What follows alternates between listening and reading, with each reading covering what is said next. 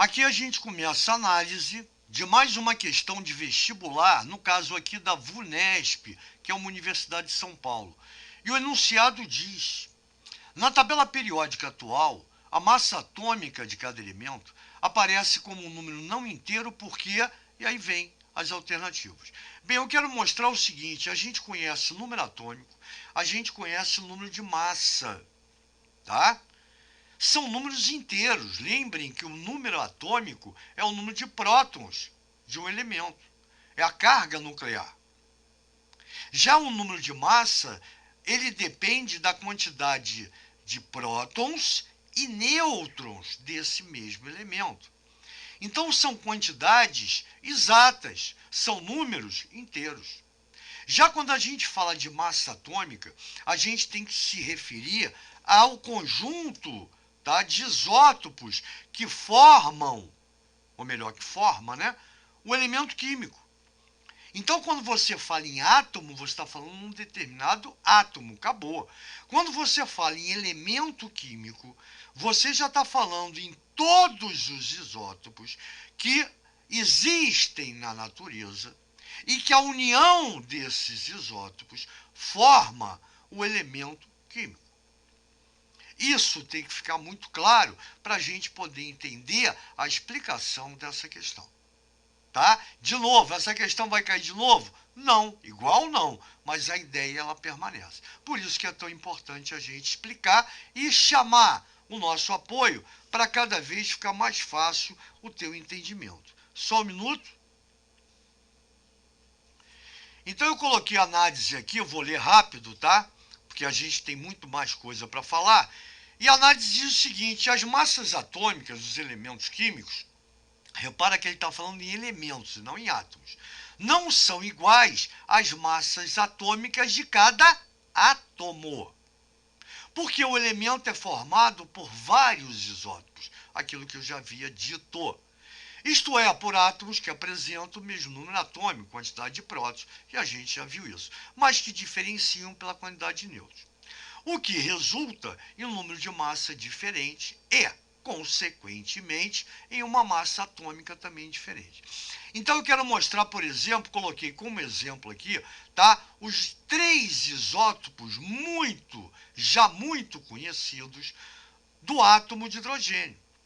Aqui eu tenho o isótopo de massa 1, o isótopo de massa 2 e o isótopo de massa 3. E por que eu não falo do número atômico? Porque se são isótopos, obrigatoriamente tem que apresentar o mesmo número atômico, que é 1.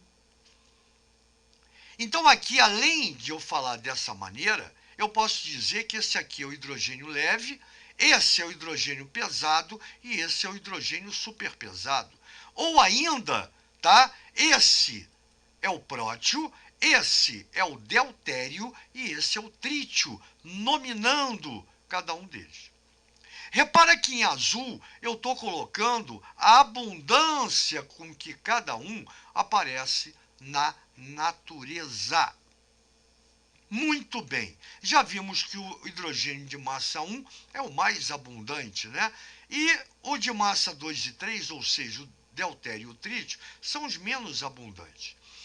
Quando a gente fala aqui, a gente aqui fala em número de massa. Aqui, ó, amarelinho. E aí eu falei antes que o número de massa é o número inteiro, porque é a quantidade de prótons e nêutrons. Lembrando que o hidrogênio leve é o único elemento que não apresenta nêutrons. Já esse cara aqui apresenta 1, porque aqui eu tenho um próton. O número atômico também é um número inteiro, por quê? É a quantidade de prótons que o átomo apresenta.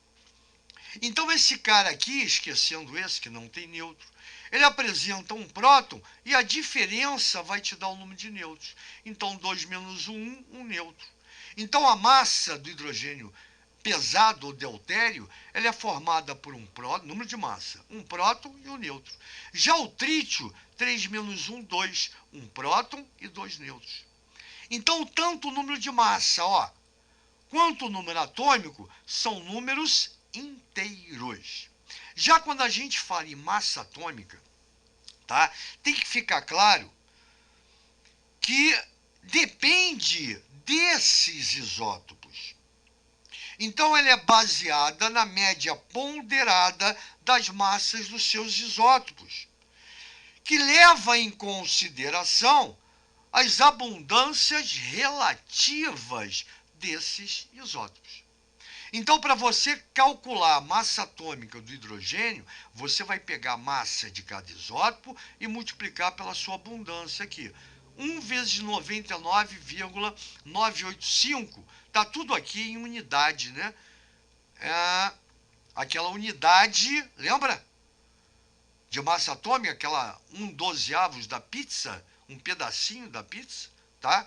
Aqui vai sair unidade U, unidade de massa atômica. Então, quer dizer, peguei a massa do isótopo 1 e multipliquei pela sua abundância, mais a massa do isótopo 2 pela sua abundância e depois mais a massa do isótopo 3 pela sua abundância. Todo mundo dividido por 100, porque a soma, ó, das percentagens da abundância é igual a 100%. Então, você vai ter que a massa atômica do hidrogênio, tá, é 1,00016 U, unidade de massa atômica. Claro que em qualquer cálculo envolvendo relação numérica, massa molar, a gente vai usar evidente aproximado, igual a 1. Eu não vou usar isso aqui. Então, só para ficar claro, eu acho que a base ela é fundamental para qualquer argumento. Então, tá aí, eu deixo para vocês, aí sim eu venho para as alternativas. A primeira que está dizendo que existe imprecisão nos métodos, fora. Média aritmética está fora, média aritmética está fora. Lembra que é média ponderada. É a letra D a resposta. É a média ponderada das massas atômicas dos isótopos naturais do elemento. Então, isso tem que ficar claro, e letra E é sempre múltiplo da massa atômica do hidrogênio. Nada a ver. Então, o que interessa para mim é que quando a gente fala em átomo, você está especificando um determinado carinha para ser analisado, mesmo ele apresentando isótopos. Quando você fala em número de massa ou número atômico, são números inteiros, porque o número atômico, tá, é relativo à quantidade de prótons no núcleo, carga nuclear. E o número de massa é relativo à soma do próton e nêutron, daí números inteiros. Já a massa atômica não, é uma média ponderada, levando-se em conta a massa de cada isótopo e a sua abundância na natureza. Tranquilo? Então eu acho que eu deixei bem claro a diferença em cada um e qual é a resposta da questão, e colocando sempre a ideia da questão é o que fica para a gente poder replicar, né, a discussão. Valeu, gente boa, grande abraço e até a próxima.